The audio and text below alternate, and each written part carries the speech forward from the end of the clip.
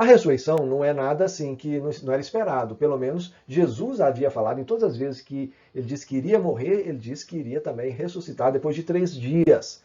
E quando a gente fala de ressurreição, não é ressuscitação. Não é aquela manobra que os médicos fazem quando a pessoa tem uma parada cardíaca e volta a viver, não. O corpo de Jesus volta transformado. Não era 100% diferente, mas também não era 100% igual. Há uma descontinuidade nesse corpo que volta da morte, que ressurge daí. Jesus tem capacidades, Jesus tem características diferentes do corpo que ele tinha antes. O fato da ressurreição ele é central para o cristianismo. Paulo vai dizer isso quando escreve aos Coríntios. Se Cristo não ressuscitou, é vã a nossa fé.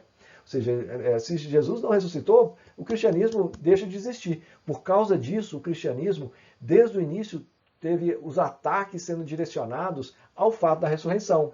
A ressurreição, tenta-se desacreditar a ressurreição desde lá do início. Teorias ao longo da história vêm sendo levantadas. Teoria do como, ou seja, Jesus não morreu. Na verdade, ele apagou. E aí depois levantou, acordou lá na tumba. Olha, é praticamente impossível isso diante da perícia romana em executar um condenado. Os romanos sabiam muito bem como é que matava alguém, especialmente na cruz. A teoria do roubo do corpo, isso inclusive foi usado pelos próprios judeus lá para tentar lançar um boato de que o corpo foi roubado.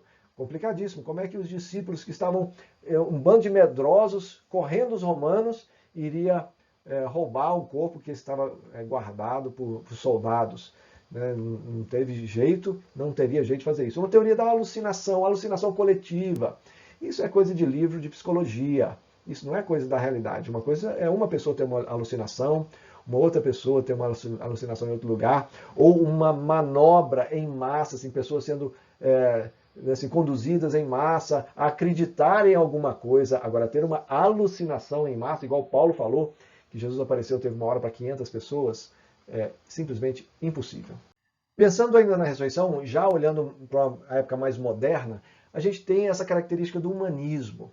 E uma das coisas que foi levantada é o questionamento dos textos, dizendo assim, olha, os relatos dos evangelhos não são confiáveis. Isso foi escrito muito tempo depois. Isso aí foi invenção da religião. Tem nada a ver com o que aconteceu na época. Mas isso, os céticos, eles costumam trabalhar com tudo que é sobrenatural na Bíblia. Na verdade, a questão deles é que eles não acreditam em nada que não seja natural. Então, a ressurreição, as pessoas não ressurgem dos mortos de uma forma natural. Então, isso não pode ter acontecido. Isso aí eles vão tentar trabalhar outras hipóteses, ainda que essas hipóteses não se encaixem com a historicidade do Novo Testamento. Então, de forma geral, eles são baseados simplesmente em ceticismo. Ou seja, qualquer coisa que é além do natural não pode ser verdade. Agora, teve um autor interessante, E.P. Sanders, ou E.P. Sanders. Ele era um cético, ateu, mas ao abordar os textos do Novo Testamento, ele vai abordar de uma forma um pouco mais honesta. Ele vai reconhecer, olha, sim, alguma coisa aconteceu, eu não sei o que foi. Eu não consigo entender em termos naturais, alguma coisa aconteceu, mas eu não consigo explicar. Pelo menos ele era um cético um pouco mais honesto. Quando a gente pensa no significado da ressurreição, Jesus, ao ressurgir dos mortos, ele está mostrando para todos, não só para os judeus, não só para os seus discípulos, mas para toda a humanidade, que ele é exatamente a pessoa que ele falou que era. Jesus, em todos os evangelhos, ele vai se apresentar como sendo divino, Deus. E ao vencer a morte, ele se mostra maior do que a própria morte. Ele tem poder sobre a vida e sobre a morte. Ele fala assim, sim, eu falava que eu era filho de Deus, que eu era divino. Está vendo? Eu sou.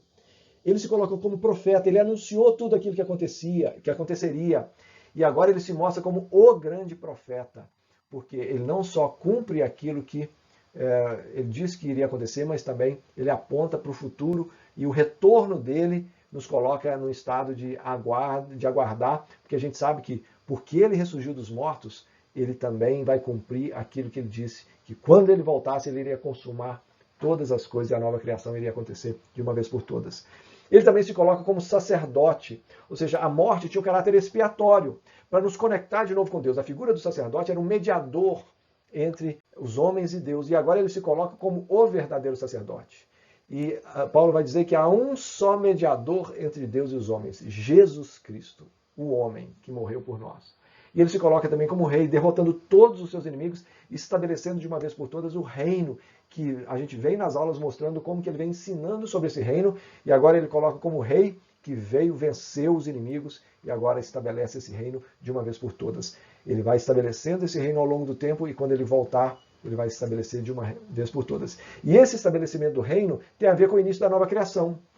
Paulo vai falar aos Coríntios que esse corpo de Jesus é o corpo da ressurreição, que nós vamos receber na ressurreição um corpo como o corpo de Cristo. E ele vai falar aos Colossenses que Jesus é o primogênito dentre os mortos. Ou seja, na nova criação ele é o primogênito. Isso não quer dizer que ele foi criado, isso quer dizer que nessa nova criação ele é o primeiro a nascer dentre os mortos. E a partir daí a nova criação é estabelecida. E nós somos parte dessa nova criação. E agora ele vai trabalhar os seus discípulos e preparar os seus discípulos para o que vem daí em diante. Porque Jesus não vai ficar sobre a terra, ele vai subir aos céus e vai deixar os seus discípulos. Tem um momento que fala lá no Evangelho de João que ele entra no aposento onde os discípulos estão e ele sopra sobre os discípulos e fala assim, receba o Espírito. Só que o Espírito só vem a ser derramado depois lá em Atos 2 do Pentecoste. E ali ele está mostrando aos seus discípulos a questão da nova criação. Quando a criação acontece lá em Gênesis 1, Deus sopra sobre a humanidade e confere à humanidade o Espírito dele, o fôlego de vida para a humanidade. E agora Jesus sopra sobre os seus discípulos dizendo assim, esta é a nova criação. E o Espírito Santo vai ser derramado daqui a pouco sobre vocês e agora sim vocês vão ter nova vida. E ele encena essa nova criação diante dos seus discípulos. E chama os discípulos para um encontro lá na Galileia. Ele manda avisar, olha, fala com os apóstolos que eu quero conversar com eles lá na Galileia. E a Galileia é esse lugar onde eles aprenderam o ministério de Jesus. E é o lugar do recomeço.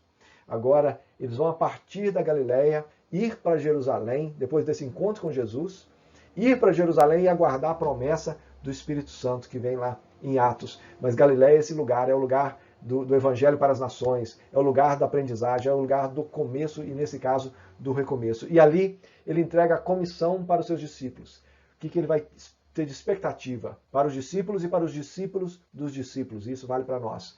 Fazer discípulos de todas as nações. Mateus 28. E eis que estou convosco todos os dias até a consumação dos séculos. A autoridade sobre todas as coisas me foi dada. Então vão, façam discípulos de todas as nações. E aí Jesus sobe aos céus diante dos olhos dos discípulos e Jesus fecha esse período dele sobre a terra e agora os discípulos vão aguardar o Espírito Santo e aí a partir daí espalhar a mensagem sobre a terra. E é por causa disso que nós estamos no Brasil aqui agora com essa mensagem do Evangelho, aprendendo de Jesus. Porque discípulos dos discípulos dos discípulos trouxeram essa mensagem para nós e nós precisamos agora levar essa mensagem para outros lugares e para outras pessoas que não conhecem o Senhor Jesus. Este é o Evangelho, a boa nova de que Jesus veio, morreu e ressuscitou para que nós tivéssemos vida e vida em abundância. Essa é a mensagem que nos foi pregada e é a mensagem que nós carregamos daqui até o Senhor Jesus voltar. Ufa! Chegamos ao final. E olha, com certeza é um final que só dá um gostinho, né? Vontade de mergulhar mais e mais e mais e mais nesse assunto. Quem sabe aí outros cursos. Mas esse aqui, a gente vai fechando por aqui. E essa ideia de a gente ter um panorama geral através do Evangelho de Mateus, desde lá do início do Evangelho, com Jesus nascendo, todo o ministério dele até culminar na cruz e na ressurreição, parábolas, milagres. Então, eu vou deixar a dica de você voltar depois e talvez assistir as aulas de novo, mergulhar nisso de novo. Cada vez que a gente olha, a gente leia o Evangelho de novo e faça mesmo dos Evangelhos uma leitura constante para a sua vida. Tenho certeza que Jesus vai se revelar mais e mais para você. Que Jesus te abençoe ricamente e que esse homem que mudou a humanidade possa mudar também a sua história mais e mais.